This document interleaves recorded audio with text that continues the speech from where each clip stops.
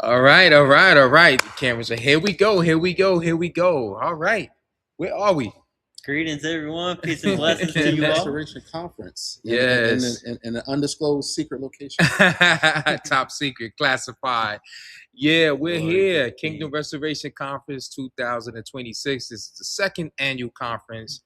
And this happens to be the one conference where all of us, Digging in the Word, Call for Wisdom, Tree of the Field, and Word of the Sword Ministries, we're all together. First time for all of us to be together, right? In one setting. Yeah. We've met in different times and settings, but never all of us collectively together. And this is wonderful. This is great. So how do we like what's going on? What's going on? How we what's the feedback from what's happening in this weekend? So much wisdom, so much knowledge. You almost have to record the whole thing, save it, share it, because you're not going to be able to mentally note everything. There's just so much to obtain. Yes. So much wisdom and knowledge from everyone, too. All age ranges. Many of the elders bring a lot of life experience and a lot of wisdom from their digging in the Word. And it's been a journey. It's been a blessing. Yes, indeed. I guess we could go around. Okay. I've enjoyed it. They're keeping us busy. So for my first go around, I'd like it because we're constantly being engaged with Torah, we're constantly being educated, which we need us as patriarchs to be washed by elders and other brothers who've been there and who can properly steward us in the right direction. So I'm enjoying myself. The hotel room is strictly to sleep. So if you decide to come next year, know that you are paying just to sleep and then get up and come back down and spend time with us again. Yeah, certainly. I mean, it's just so much gathering, and it seems like there's not much time to fellowship. There's not much time to do that because in between sessions, meetings, eatings, and you do have to brush your teeth, right? Oh yeah, absolutely. Yeah, we definitely gotta get that sleep in. So what do you say, dear? I am having a fabulous time, especially meeting with the sisters, and it has been so good to see them in person. To really have a hands-on. Oh my goodness, it's so good. That is worth the trip. Took us a long time to drive here. At least Michael drove, brother Michael. But it was worth every hour to hold on to a sister and to see her and to hear her testimony and all that, and to see the brothers, brother Julie for the first time, brother Noah for the first time, brother Pete and sister Lily and sister Rambo. Oh my gosh, it's been so good to see so many for the first time in person. Yeah, it's like a foreshadow or precursor to the coming into the kingdom, right? Like seeing everyone, all shades and all shades of saints, people that we know of, we've communicated with virtually, right? We've spoken with on the telephone, we've text messaged, telegram, but we've never really met in person. And so it's like it's just like another level when you're able to embrace, you're able to hug, and really get to see the person. And we can have a tendency to look different in a real person other than opposed to being behind the screen. Right. It's a different feel, right? Like I'm looking at Jeremy, I'm looking at Pete, it's a different feel. But I'm truly, blessed to be able to be here. I'm glad we were all able to make it. And I look forward to other times, right? That we can come together and we can meet like this, right? Right. Oh, we got to let them know when you guys come to next year, be sure to bring your tissue because not only the praise and worship alone is going to bring tears to your eyes. Yes. And don't be afraid to cry. You ain't the only one. Trust me. Yes, it's a beautiful sight to see, seeing all of us come together and seeing the promise of Abraham, come into fruition where, his seed is going to be as the sand. All these shades coming together under truth and for the Father, it's too beautiful not to get emotional. Yes. And that's just my personal opinion. Yes. Can you touch on the multiculturalism of it, Michael, about the kingdom? Oh yeah, we kind of talked on that a little bit today in this afternoon session. Yeah, I mean, yeah, it's amazing. It's a beautiful thing. There's just a lot of different ideas out there. We know on who is Israel, right? As it relates to ethnicity, skin color, right?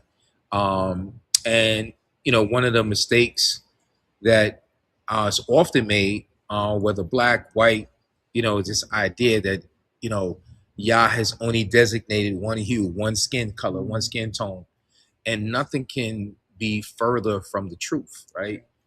Than that. That idea, that's erroneous thinking, right? Uh, Forgetting that he is an Elohim of diversity, right? To the nth degree, right? Infinite degree. Like there is always something about his creation that we are ever going to learn, right? We will continue to learn about his diverse creativity, and to put him in a box, because that's exactly what it is. Like to put him in a box, is so disrespectful, right?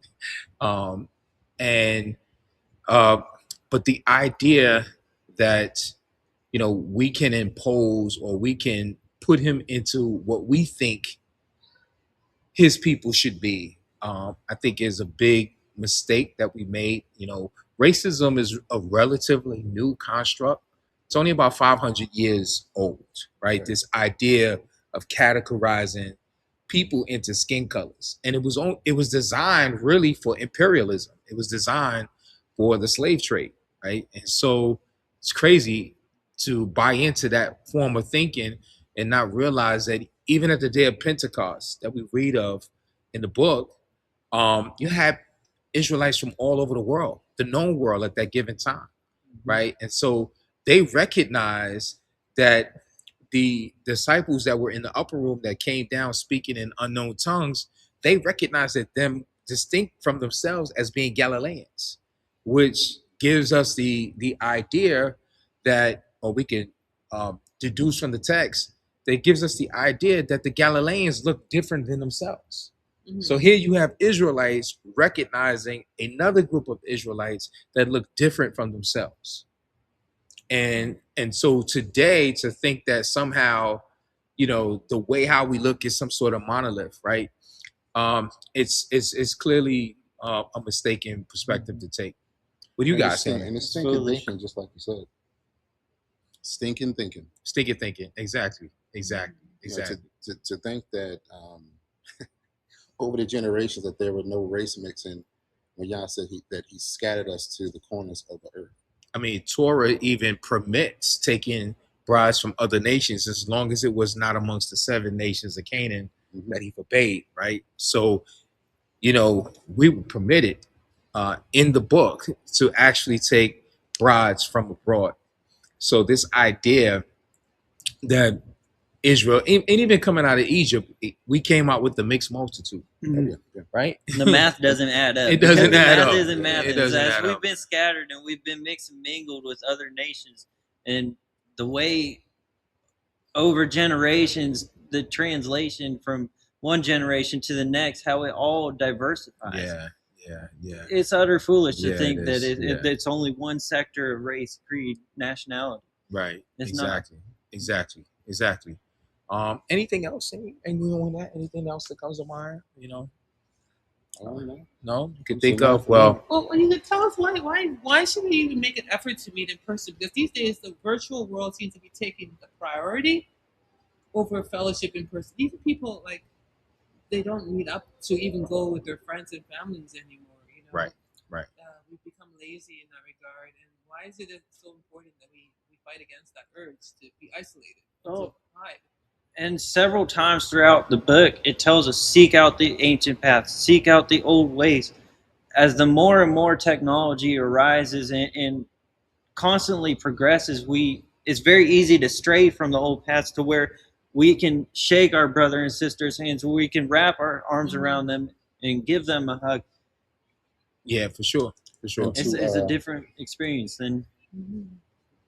And to Sister Deborah's question, I wanted to add that us meeting, it further solidifies the covenant with our King. It further solidifies that we will all be in the kingdom.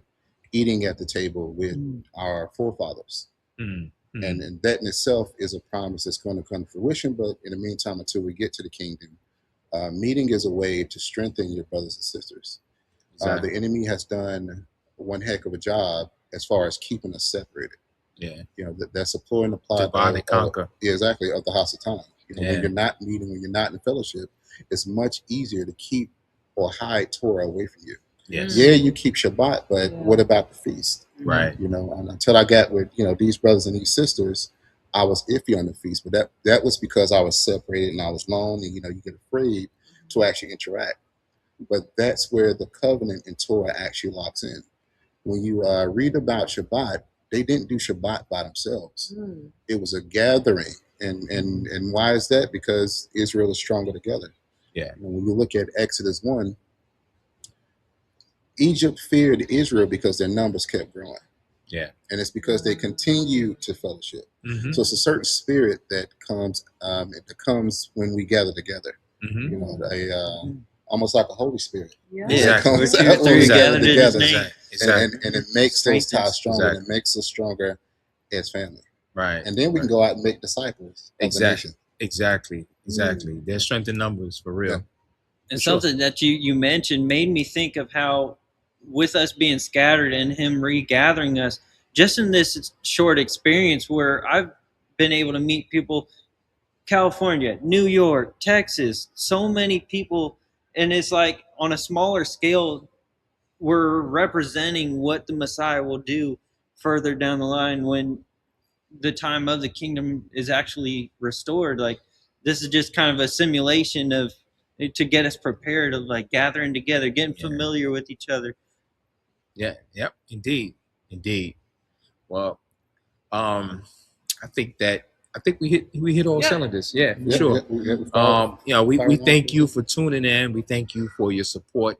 Each one of our platforms, each one of our channels. Absolutely. Yes, and the books. The books. Exactly. Sister Deborah and I, we just released our books this week, and again, her book is titled "Stop Talking to Serpents: A Woman's Guide Back to Biblical Marriage," and my book is From Threesomes to Polygamy: A Male's Conflict Between Porn and Biblical Marriage.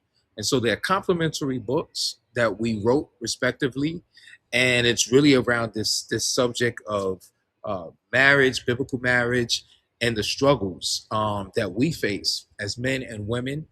So definitely, we're going to supply the link in the description box. Definitely, you can go on over to the website and you can purchase a copy if you would like a signed copy.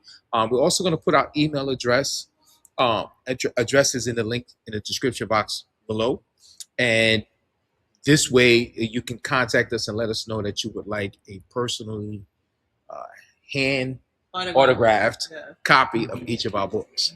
So with that said, blessings to you, blessings to you all. Shalom, shalom for King and Kingdom. Shalom, shalom. Kingdom. Yes. Shalom, shalom. All right, thanks. Signing out.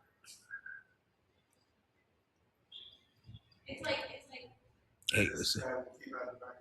Now we